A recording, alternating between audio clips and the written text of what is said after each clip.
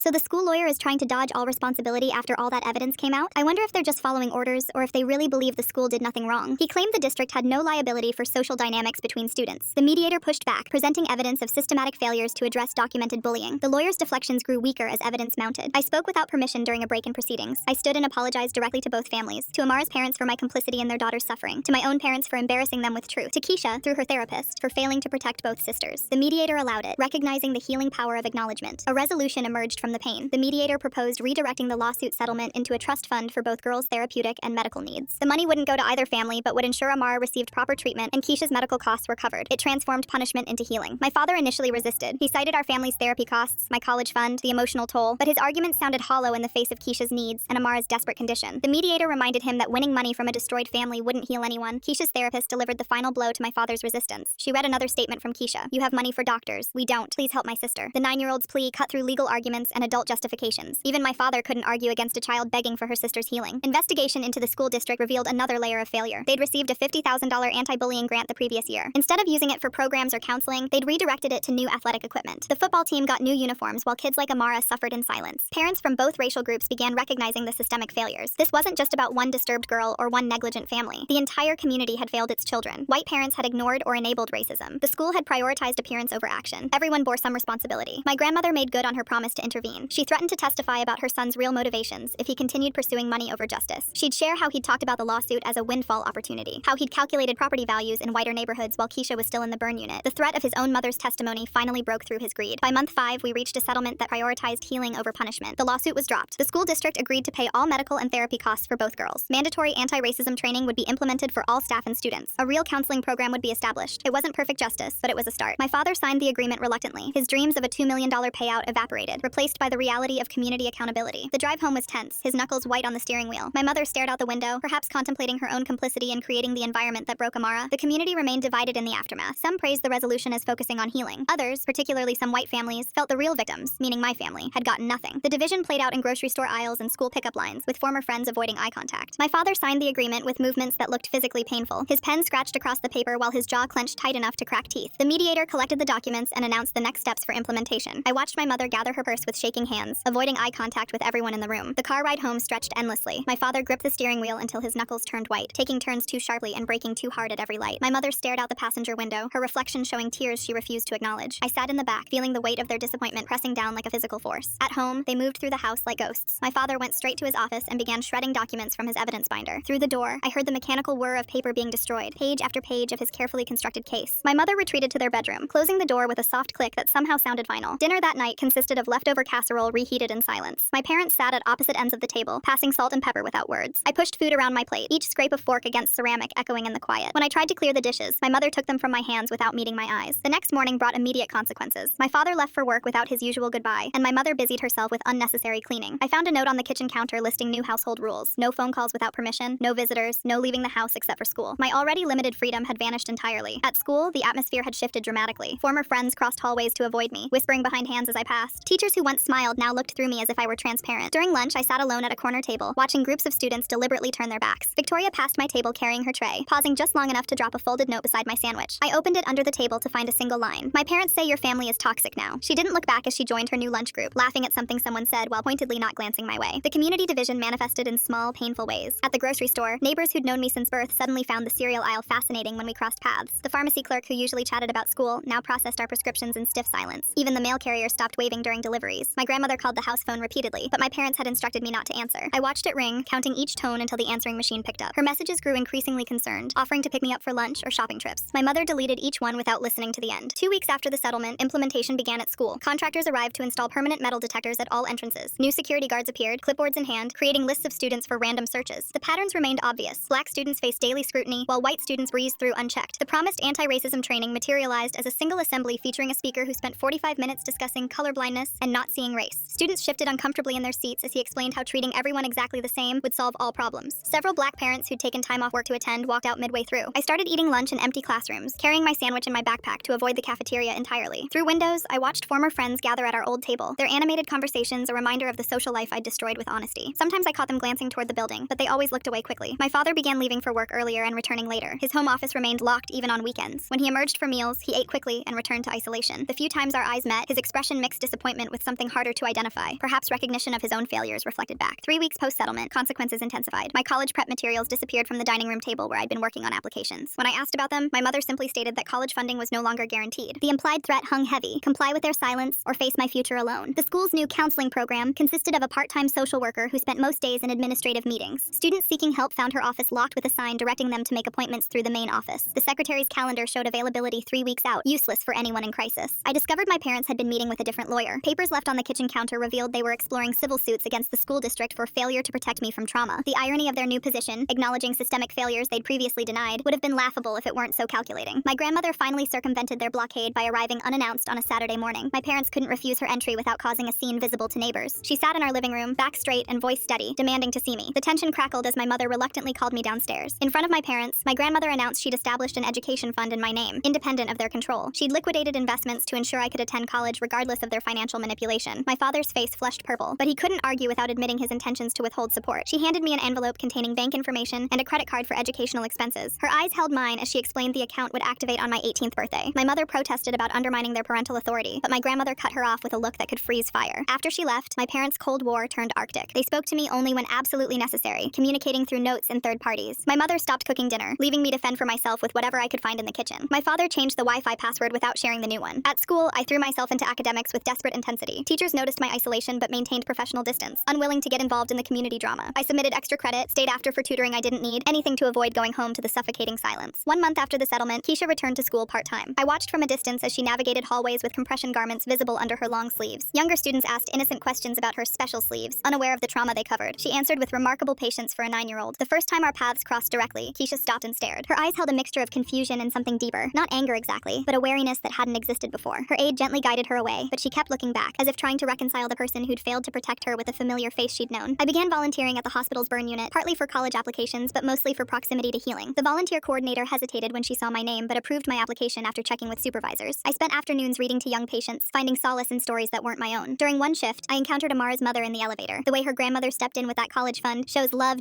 Grandmother. She's creating a lifeline when her own parents are using money as a weapon. She looked exhausted, carrying bags from the hospital pharmacy. Recognition flashed across her face, followed by an expression I couldn't read. We rode 3 floors in silence before she spoke quietly about Keisha's progress, her voice carefully neutral. I responded with equal caution, both of us navigating the strange space between gratitude and grief. My blog started as a class assignment about social issues. Writing under a pseudonym, I documented daily microaggressions witnessed at school, careful to change details for anonymity. The post gained traction among students from other schools facing similar issues. Comments poured in sharing parallel experiences, creating an unexpected community of voices. The school administration discovered the blog when a parent complained about divisive content. Though they couldn't prove my authorship, suspicious timing led to increased scrutiny. My locker faced daily searches for contraband material. tutorials. Teachers suddenly found issues with previously acceptable assignments. The message was clear: conformity or consequences. 2 months after the settlement, my father attempted reconciliation through my mother. She approached while I studied at the kitchen table, explaining that he'd forgive my betrayal if I signed a non-disclosure agreement about the mediation proceedings. The document sat between us, its legal language promising silence in exchange for restored family harmony. I read each clause carefully, noting restrictions on discussing not just the settlement but any family matters publicly. It would effectively gag me from ever speaking about Amara, Keisha, or the systemic failures that led to tragedy. My mother waited expectantly, pen extended like an olive branch wrapped in thorns. The refusal came easily. I pushed the papers back unsigned and returned to my homework. My mother gathered them with shaking hands, her face cycling through disappointment, anger, and something like grief. She left without another word, and I heard my parents arguing behind their closed door late into the night. The next morning, consequences escalated. My parents refused to complete FAFSA forms or provide tax information for college financial aid. Without their cooperation, need-based aid became impossible. My father made his position clear through my mother: comply with their demands or navigate higher education alone. My grandmother intervened again, hiring an attorney to explore legal options for compelling parental cooperation with college applications. The lawyer explained the limited recourse available to students with uncooperative parents. We began documenting the situation, building a case for dependency override that might allow financial aid without parental information. 6 months after the incident, a letter arrived addressed to me. Amara's handwriting on the envelope made my hands shake as I opened it in my room. Her words came in careful sentences, clearly reviewed by therapists, but carrying her voice underneath. She asked a simple, devastating question about whether I saw her as a monster or just sick. I spent hours crafting a response, writing and rewriting until the words felt honest without being harmful. I told her she was neither monster nor merely sick, but a girl broken by sustained cruelty until she broke others. I acknowledged my own complicity in the silence that let racism fester. I didn't ask for forgiveness or offer empty comfort, just truth delivered as gently as possible. The fundraiser idea came from Keisha's ongoing medical needs. Despite the settlement covering major expenses, small costs accumulated: special clothing to accommodate compression garments, transportation to appointments, modified school supplies. I organized a quiet campaign through social media, careful to frame it around practical support rather than pity. Response split predictably along racial lines. Some donated generously, while others accused me of attention-seeking. Comment sections became battlegrounds between those supporting accountability and those demanding I let it go. I disabled comments but continued posting updates about funds raised and items purchased for Keisha's comfort. The school's new diversity consultant arrived with fanfare but little substance. The principal introduced his nephew at an assembly, touting his fresh perspective despite his background consisting mainly of a business degree and family connections. His first initiative involved colorful posters about celebrating differences that managed to say nothing meaningful about addressing racism. Students organized their own responses to the inadequate measures. Underground discussions about real experiences with discrimination spread through group chats and bathroom conversations. When administration caught wind of these unsanctioned gatherings, they threatened suspension for anyone involved in divisive activities. I testified at the next school board meeting, using public comment time to detail specific incidents I'd witnessed. I named students who'd participated in prejudiced bullying, including several whose parents sat on the board. I described administrative failures with dates and documentation. The board president cut my microphone 2 minutes early, citing inflammatory speech. The 3-day suspension came the next morning for creating a hostile environment by naming perpetrators. My parents received the notice with grim satisfaction, perhaps hoping punishment would finally silence me. I spent the suspension working on college essays, writing about moral courage and the cost of complicity. Keisha's return to regular attendance brought unexpected moments. Children approached her with innocent curiosity about her compression garments, which she'd decorated with fabric markers to look less medical. She explained simply that her skin needed special care, avoiding details that might frighten her peers. Her resilience amazed me from a distance. 8 months after the incident, Amara's treatment team reached out about a therapeutic meeting. They believed supervised interaction might benefit both sisters' healing. The request went through lawyers and therapists, carefully structured to protect everyone involved. My family wasn't invited, but I heard about it through community whispers. The meeting's outcome filtered through various sources. Amara had apologized with full awareness of her actions' impact. She admitted still struggling with internalized racism, but recognized the difference between her pain and her choices. Keisha, with wisdom beyond her years, had asked only if her sister was getting better. The simplicity of forgiveness from a child highlighted adult failures. My graduation approached with administrative resistance. But despite earning valedictorian through grades and test scores, the school board voted to deny me the speaking slot due to disciplinary issues. They selected the salutatorian instead, someone who'd never challenged the status quo. The decision sparked minor protests from students who understood the real reason. College acceptance letters arrived at my grandmother's house, where I'd arranged for mail delivery to avoid parental interference. State University offered partial scholarships and work-study programs that would make attendance possible without parental support. I accepted immediately, knowing the financial struggle ahead, but unwilling to sacrifice my future for their approval. Packing happened quietly over several weeks. I stored boxes at my grandmother's house, moving belongings gradually to avoid confrontation. My parents maintained their silence, perhaps believing I'd eventually break and sign their documents. They underestimated the strength found in standing for truth, even when it cost everything. The day I left for college, my parents were conspicuously absent. My mother left for errands early while my father locked himself in his office. I loaded my grandmother's car with the last boxes, looking back at the house that no longer felt like home. No dramatic confrontation marked the departure, just the quiet end of one chapter. My grandmother drove me to campus in peaceful silence, occasionally patting my hand in reassurance. She helped me unload in the cramped dorm room, then handed me an envelope. Inside were photos she'd saved, pictures of Amara and me from happier times, before the world taught her to hate herself. A reminder of what we'd lost and why truth mattered. 9 months after that horrible night, another envelope arrived at my dorm. Amara's mother had sent a photograph that made me sob with its simple power. The sisters sat together in the facility's garden, both genuinely smiling. Keisha's compression garments were visible but no longer hidden. Amara's natural hair had grown back in small twists. They weren't pretending everything was fine. The photo showed reality. Scars visible but healing. Pain acknowledged but not defining them. 2 black girls learning to exist in their skin with without apology. I pinned the photo to my dorm room corkboard, not as inspiration or motivation, but as a reminder. Healing doesn't mean erasure. Justice doesn't mean forgetting. Sometimes the most powerful thing we can do is refuse to let comfortable lies survive just because the truth makes people uncomfortable. The sisters were finding their way back to each other through honesty, not denial. Maybe someday the rest of us would learn to do the same. That is all for this video. Hope you guys don't hate the commentary too much. Trying new things out, sorry.